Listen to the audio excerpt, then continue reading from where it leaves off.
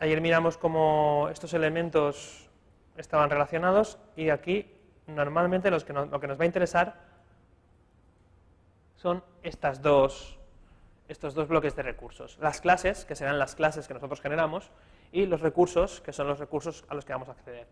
El test application, el info.plist, es el archivo que configura la carga, que le dice nada más se cargue la aplicación, cuál es el principal archivo zip que tiene que cargar, que va a ser este, ¿vale? Y aquí lo que nosotros hacemos en este application delegate, de la misma forma que tenemos aquí creada una referencia a un objeto de tipo UI window y esta referencia se crea ese objeto y se vincula, nosotros vamos a crear desde Interface Builder objetos que vamos a colocar en la jerarquía visual dentro de la ventana, ¿vale? Entonces nosotros, estos objetos que vamos a crear en la jerarquía visual y la vamos a meter dentro de la ventana, tendremos que acceder a ellos para poderlos modificar. Yo no puedo acceder a un objeto que está creado en memoria si no tengo una referencia a él, ¿vale? A ver, sí podría coger un objeto, crearlo en el Interface Builder, meterlo en la ventana y luego recorrer el array de subvistas de cada vista, en este caso de la ventana, para coger cada objeto, pero no sabría cuáles son, no tendría cuál es el primer UI label que sale o el segundo UI label que sale, cuál es mi etiqueta, no lo sabría, entonces lo mejor es referenciarlos. Necesitamos referencias a todos los objetos que nosotros queremos modificar desde código. Y todos los objetos que no necesitamos modificar desde código, directamente lo que harán será lanzarnos acciones. Entonces vamos a ver un ejemplo muy básico, pero que resume bastante bien todo lo que sería esto, y sería crear aquí dos elementos, vamos a crear una etiqueta y un campo de texto, vamos a ver cómo modificar y manipular la etiqueta, cómo modificar y manipular el campo de texto, y luego pondremos dos botones, cómo recibir la acción del botón e identificar qué botón nos ha lanzado la acción. Aunque no tengamos referencia al botón, nosotros sabemos quién está ejecutando la acción. Bien, entonces, lo primero que haríamos sin tener experiencia sería irnos al main window zip y generar estos elementos. Y además comprobar qué tipo de elementos son los que estamos generando, ¿vale? Yo en esta ventana cogería un label de la librería, cogería un text field y cogería, por ejemplo, dos botones. O si queréis, para que no sean dos botones, un botón y un slider, ¿vale? Los podéis pinchar y arrastrar y convertir de cualquier forma.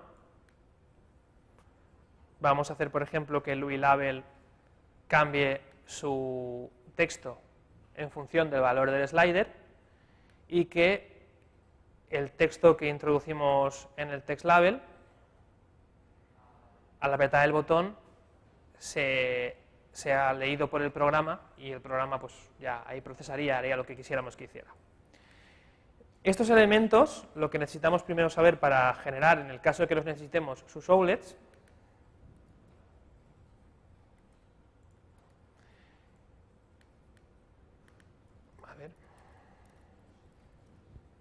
que es donde están los distintos modos de configuración. En el Xcode 3 es fácilmente accesible con comando 1, 2, 3 y 4. Comando 1, comando 2, comando 3 y comando 4 son las 4 pestañas. Entonces podemos acceder directamente a la parte que nos interesa. En la primera ya vimos ayer que están las opciones de configuración, dependiendo del control que tengáis tendréis más o menos opciones de configuración. En la segunda los vínculos, y tanto outlets como acciones. En la tercera las posiciones y los tamaños. Y en la cuarta la parte más relacionada con el Interface Builder y, importante, la identidad, o sea, la clase que estamos utilizando. En este caso, pues, mirándolos por encima rápidamente, si accedemos, pinchamos en cada uno de ellos, veremos que lo que es el label es un UI label. UI es porque son del UIKit, User Interface, label. El slider es un UI slider. El text field es un UI text field. Y el botón es un UI button. Es bastante relacionado, bastante lógico.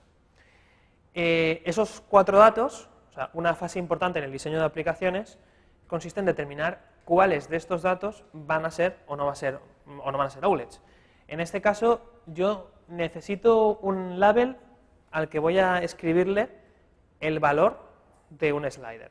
Con lo cual ese label, como voy a escribirle algo desde código, tendrá que ser un IBOUlet, porque tendré que acceder a él desde código. El segundo es un slider. El slider yo necesitaría que fuera un IBOUlet siempre y cuando yo quiera consultarlo en cualquier momento su valor. Si yo no necesito consultar en cualquier momento su valor, es decir, si yo solo quiero saber su valor cuando ha cambiado, no necesito que sea un IBOUlet. Tendré que decirle, cuando cambies, avísame de que has cambiado. Entonces yo sabré que ha cambiado, cogeré el valor que tiene nuevo y no necesitaría acceder a él para configurarlo, ¿vale? Si yo, por ejemplo, el programa que estuviera haciendo guardara los valores de los sliders como un parámetro de configuración y cuando lo volviera a iniciar el programa tuviera que cargar esos valores en los sliders, sí que tendría que acceder a ellos y sí que tendrían que ser OULETs, ¿vale? Si no es el caso, no hace falta. El tercer campo es un campo de texto, ¿vale? Entonces, ese campo de texto voy a necesitar acceder a él por dos motivos. Uno, porque hay que releer el texto que tiene, y otro lo veremos más tarde, porque nos va a dar un problemita. Y el botón, no necesito acceder a él a menos que quiera modificarlo, y el botón no quiero modificarlo. Solo necesito saber que el botón se le ha hecho tap, o sea, ha sido tocado. Entonces, en resumen, ahora mismo necesitaríamos dos OULETs, que serían el label y el text field. Esta parte de aquí, de momento, yo acostumbro o recomendaría, cuando estéis trabajando combinado con el Xcode y el Interface Builder, con el Xcode 3, cuando hagáis cosas en el Interface Builder, guardar, ¿vale? Pero como no tarda mucho en cargar, menos algunos casos por ahí que no está cargándolo cuando haces doble clic, como no tarda mucho en cargar, cerrarlo. ¿Por qué cerrarlo? Porque si tú lo cierras, te va a avisar si hay algo que no está guardado. Y si hay algo que no está guardado, te avisará, lo guardarás, lo cerrarás, irás al Xcode y entonces el Xcode será consciente de que todo eso ha sido guardado. Al principio, sobre todo, si no lo cierras, porque piensas que cuando lo tengas que abrir tienes que esperar un momentito para que lo vuelva a abrir, que realmente se abre bastante rápido, pierdes mucho más tiempo en conjunto pensando que sí que lo has guardado y que por qué no estás viendo esa referencia o no estás viendo correctamente las cosas en un lado o en el otro, ¿vale? Entonces, normalmente se suele cerrar, porque muchas veces cambias algo, no lo guardas, te vas al Xcode, compilas, el Xcode no es consciente de que ese cambio se ha hecho y el programa no funciona, ¿vale? Pero ahora, como no he hecho ningún cambio que el Xcode tenga que conocer, más bien es al revés, este tiene que conocer los cambios en el Xcode, no me hace falta guardarlo, ni hacer nada.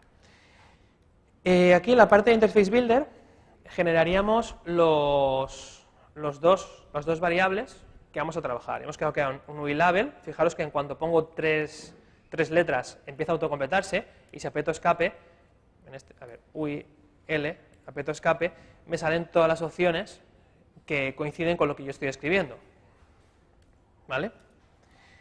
Todos los elementos de UIKit son objetos y los vamos a definir como punteros.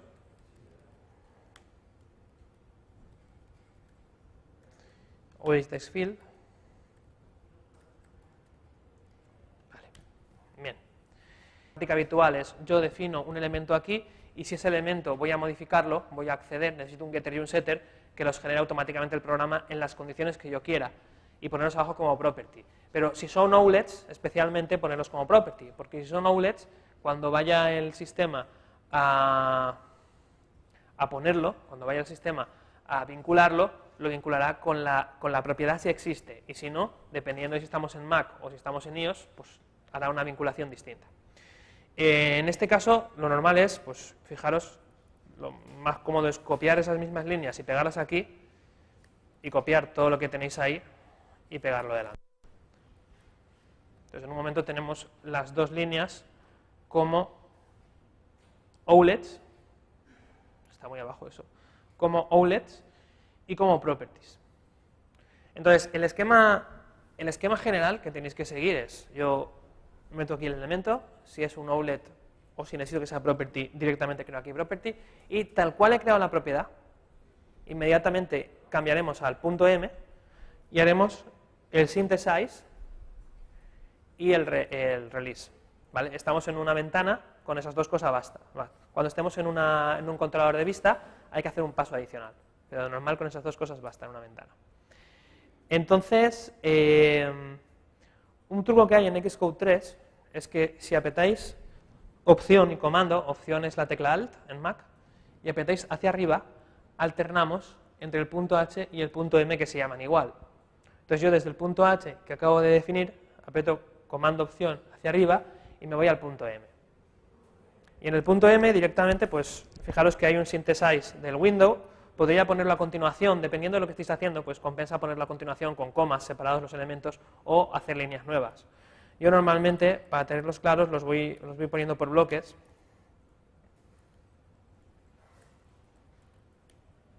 Ya lo tenía definido al revés. El otro era un label. Bien, hago el synthesize. El synthesize directamente, como comentábamos ayer, lo que va a hacer es coger y decir, vale, tú has definido esto como propiedades, tienen un getter y un setter, hemos puesto non-atomic y retain. Non-atomic será que no añada código adicional para hacer que ese getter y ese setter sean thread safe, y retain hará que las asignaciones se hagan incrementando la cuenta de retenciones del objeto en 1. Cuando ese objeto se crea lo crea a través del SID, ¿vale? Lo vinculamos y como lo estamos utilizando le incrementamos, o sea, le hacemos un retain, lo retenemos. Después de haber puesto aquí el synthesize, normalmente bajáis directamente al final del archivo y en el final del archivo, donde está el dialog, hacemos el release de estos objetos.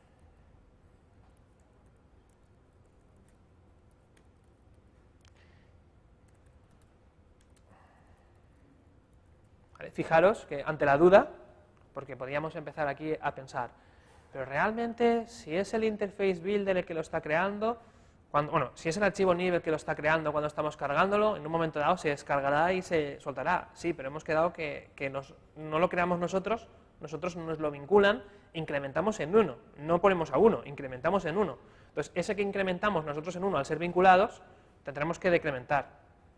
¿Vale? Fijaros que Windows venía ya de serie hecho, no hemos tocado nada de él, lo ha creado el Interface Builder, lo creaba, o sea, teníamos como outlet, y aquí hace el release, pues nuestros elementos tendrán que hacer exactamente lo mismo. Bien, con esto el Xcode sabe que va a poder trabajar, o sea, la parte de Xcode, la parte de código, sabe que va a poder trabajar con esos dos elementos y no se va a preocupar de crearlos porque los va a crear la aplicación al cargar el archivo SID. Fijaros también que el punto H que yo he modificado no lo he guardado. Es muy fácil que estés escribiendo, que introduzcas los cambios en el punto H, cambies al punto M, introduzcas los cambios en el punto M, guardes y y te olvides de guardar en el otro lado. Si salen oscurecidos es que no están guardados. Y hay que tener cuidado porque otra cosa es que, por ejemplo, aquí estamos en el punto M, yo puedo venir aquí y hacer comando S, y si le subo el volumen al ordenador, no está guardando. ¿Por qué? Porque yo he pinchado aquí, pero esto sigue siendo el punto M. Y el foco lo tiene este trozo. No, esto es el punto, no, esto no es el punto M, este es el punto H. El foco lo tiene esta ventana, que es donde he hecho clic. Yo tengo que guardar esto, no esto. Entonces, yo me pongo aquí, comando S, y ya se guarda. O archivo guardar. ¿Vale? Con esto guardado, el Interface Builder será consciente de que existen esas cosas. ¿Dónde? Pues fijaros que el Test Application App Delegate, o sea, el delegado que crea el sistema, es realmente del tipo de clase que yo estaba creando. Y al seleccionar este elemento, en las acciones tienen que aparecer los dos outlets que yo he creado. ¿Vale? La bolita que hay es la que nos va a permitir vincular esos elementos pinchando y arrastrando. ¿Vale? Es la forma básica para no andar con líos. Pero habitualmente lo que se hace es que si el elemento que estoy intentando vincular es un objeto, es un outlet, lo que hago es decirle, ¿vale?, que, fijaros, aprieto control y pincho de arrastro desde el delegado y me va diciendo qué elementos de los que voy pasando por encima puedo vincular o podría vincular. Detecta más de los que yo necesito. ¿Por qué? Pues porque el UI label y el text field al final son en un momento dado subclases de una vista. Y como son subclases de una vista, la vista del fondo también puede estar relacionada.